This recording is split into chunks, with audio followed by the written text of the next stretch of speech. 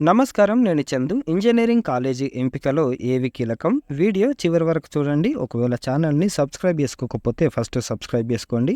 IIT మినహా మిగిలిన engineering కోర్సుల్లో చేరేందుకు ఉద్దేశించిన ప్రవేశ పరీక్షల ఫలితాలు వెల్లడయ్యాయి. ఐఐటీ, ఎన్ఐటీ లేదంటే రాష్ట్ర స్థాయి సెట్లు సాధించిన ర్యాంకుతో కోరుకున్న కాలేజీలో సీటు వచ్చే విద్యార్థులకు ఎలాంటి ఇబ్బంది లేదు. మంచి ర్యాంకు పొందిన వారికి పేరున్న సంస్థలోనే సీటు వస్తుంది. మధ్యస్థంగా ర్యాంకు వచ్చిన విద్యార్థులకే అసలైన కష్టం. కాలేజీ ఎంపికలో వారంతా చాలా జాగ్రత్తగా వ్యవహరించాలి. అలాగే ఒకసారి చేరిన తర్వాత 4 ఏళ్లు చదవాలి. ఆపై సమున్నత కెరీర్ నిర్మించుకోవాలి. భావి జీవితం బాగా ఉండాలంటే ముందస్తు కసరత్తు చాలా అవసరం. అసలు తెలుగు రాష్ట్రాల్లో ఉన్న ఇంజనీరింగ్ కాలేజీల్లో ఏది మంచిదన్న ప్రశ్నతో ఈ ప్రక్రియ మొదలవుతుంది. సాధారణంగా చాలామంది విద్యార్థులు ఎంపిక విషయానికి వచ్చేసరికి ఓ 10 ఇంజనీరింగ్ కాలేజీలను ఉజ్జాయింపుగా ఎంచుకుంటారు. ఆ క్రమంలోనే అక్కడి క్యాంపస్ రిక్రూట్మెంట్లు, జరిగిన తీరుతెన్నులు, వార్షిక ప్యాకేజీ వివరాలు తెలుసుకుంటారు. వాటికి తోడు మరో 2 అంశాలను పరిశీలించాలి. పేరున్న కాలేజీల్లో నాణ్యమైన విద్య లభిస్తుంది. ఏ కాలేజీలో ఎలాంటి విద్యను అందిస్తున్నారో, వాటి ప్రమాణాలు ఏమిటో క్యాంపస్ ప్లేస్మెంట్స్ కోసం వచ్చే సంస్థలకు స్పష్టమైన అవగాహన ఉంటుంది. అసలు అలాంటి కాలేజీలకే వారు వెళ్తారు. Brand image. సాధారణంగా పేరున్న కాలేజీలు బ్రాండ్ ఇమేజ్ అనగానే ఐఐటీ లాంటివి గుర్తుకు వస్తాయి. అక్కడ నాణ్యమైన విద్య లభిస్తుంది. పూర్వ విద్యార్థుల ప్రతిభ, అక్కడి ప్రొఫెసర్లు, విద్యార్థుల పరిశోధనలు ప్రామాణికంగా ఉంటాయి. మరికొన్ని కాలేజీలకు బాగానే పేరుంటుంది. అవి ప్రామాణికాంశాలతో కాకుండా తమ ప్రచారంతో సంపాదించినవి. చిన్న కాలేజీలు, కొత్తగా ఏర్పాటైనవి ఆ స్థాయిలో ప్రచారానికి వ్యయం చేయలేవు. అందుకే కొన్ని చిన్న కాలేజీలు నాణ్యమైన విద్యను అందించిన ఆ స్థాయి ప్రచారాన్ని అందుకోలేక వెనుకబాటు పడతాయి. అందువల్లే చిన్న కాలేజీలు రిక్రూటర్లను పెద్దగా ఆకర్షించలేవు. ఫ్యాకల్టీ. ఒక కాలేజీలోని ఫ్యాకల్టీ విద్యార్హతలు ఏమిటన్నది తప్పక పరిశీలించాలి. మొత్తం అధ్యాపకుల్లో పిహెచ్డి ఎంతమందికి ఉందన్నది తెలుసుకోవాలి. ఆ డిగ్రీ లేనప్పటికీ కొందరు మంచి అధ్యాపకులు ఉంటారు.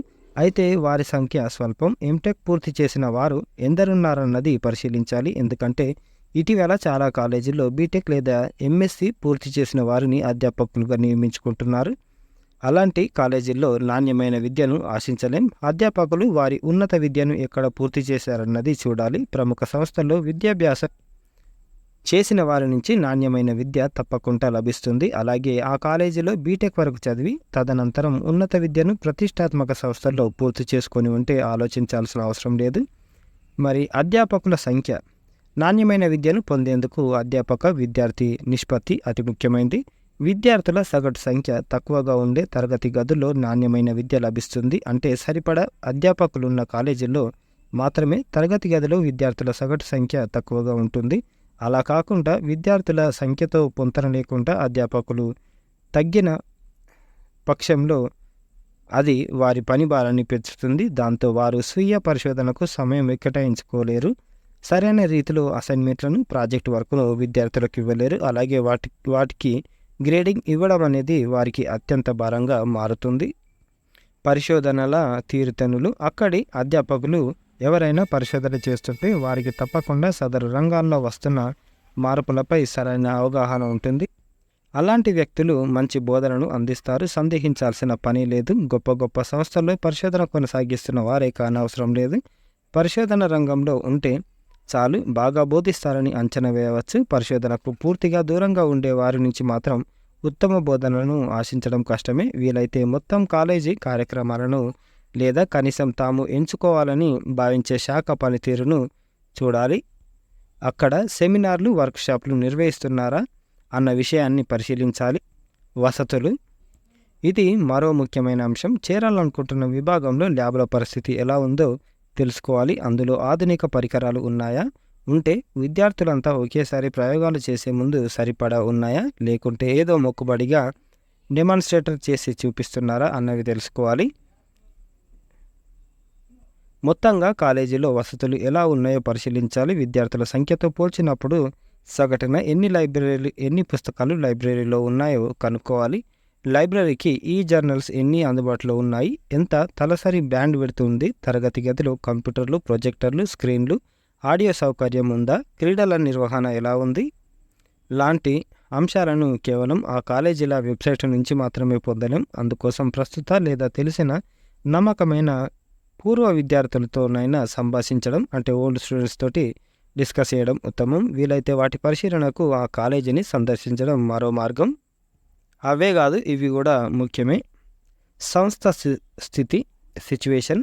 ఆ సంస్థకు యూనివర్సిటీ స్థాయి ఉండే పక్షంలో అక్కడ కొత్త ఆలోచనలకు, అకాడమిక్ స్వేచ్ఛకు ఎక్కువ అవకాశం ఉంటుంది. ఎంతకాలంగా మనుగడలో ఉందన్నది ముఖ్యమే.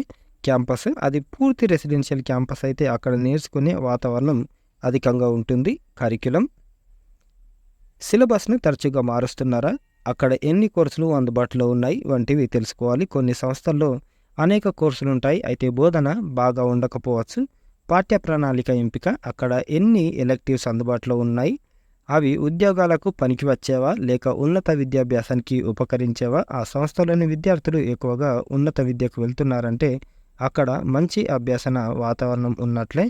పోటీ పరీక్షలు, అక్కడ విద్యార్థులకు గేట్, క్యాట్ లాంటి పరీక్షల్లో చూపిన ప్రతిభను కూడా గమనించాలి.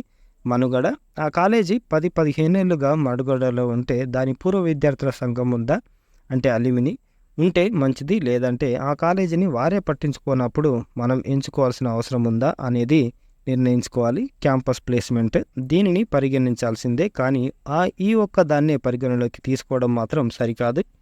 గుర్తింపు, నాక్, NBA గుర్తింపు తప్పనిసరిగా ఉండాలి. వచ్చే ఏడాది నుంచి కామన్ గుర్తింపు వస్తుంది అని ఉంది టాక్. విద్యార్థుల కార్యక్రమాలు, 4 ఏళ్ళు కేవలం తరగతి గది, ల్యాబ్లకే అంకితం కాలేం కాబట్టి ఆ కాలేజీలో ఎక్స్ట్రా కరిక్యులర్ యాక్టివిటీస్ ఎలా నిర్వహిస్తున్నారో తెలుసుకోవాలి. విద్యార్థి భాగస్వామ్యం, కాలేజీల నిర్వహణలో విద్యార్థులకు భాగస్వామ్యం కల్పిస్తే అది వారిలోని నాయకత్వ లక్షణాలను వెలికితీస్తుంది కాబట్టి దానిని పరిశీలించాలి. ఇంత సమాచారం కనుగొనడం చాలా కష్టమని మీరు భావించవచ్చు, అయితే అన్ని కాలేజీల సమాచారం సేకరించాల్సిన అవసరం లేదు. కేవలం మీరు ఎంచుకోవాలని భావించే కాలేజీల గురించి సేకరిస్తే చాలు. అప్పుడు అదంత కష్టం కాబోదు. కాలేజీ వెబ్సైట్ కూడా ఈ విషయంలో తోడ్పడుతుంది. అందులో సమాచారం మరీ తక్కువగా ఉంటే ఆలోచించాలి. ప్రతి ఒక్కరిలో సహజ మేధస్సు అంతర్లీనంగా ఉంటుంది, అది వికసించేందుకు భౌతిక వాతావరణం తోడవ్వాలి. కుటుంబ నేపథ్యం, ఉత్తమ సాహచర్యం, లక్ష్యం, ఆ దిశలో పయనం వంటివి వికాసానికి తోడ్పడతాయి తప్ప ఏదో ఒక కాలేజీలో విద్యాభ్యాసం చేయడం మూలంగానే అన్నీ సాధ్యం కావు. అలా అని కాలేజీ ప్రాధాన్యం తగ్గించడం, మంచి కాలేజీలోనే విద్యార్థి ప్రతిభ వికసిస్తుందన్నది నిగ్గుతేరిన నిజం. విద్యార్థి దశలోనే అవగాహన, విశ్లేషణ, అన్వయం అనేవి అలవడతాయి. ఇవన్నమాట ఈ రోజుకు సంబంధించిన ఆర్టికల్. ఇంజనీరింగ్ కాలేజ్ ఎంపికలో ఏవేవి కీలకం అనేటివి ఇవన్నీ చూసుకొని మీకు మంచి కాలేజీ ఎంచుకొని దాంట్లో జాయిన్ అయిపోండి. 10 మందికి షేర్ చేయండి. షేర్ చేయడం వల్ల మంచి విషయం, మనం షేర్ చేసిన వాళ్ళం అయితే. సబ్స్క్రైబ్ చేసుకోవడం మర్చిపోకండి. థ్యాంక్ యూ, ధన్యవాదాలు.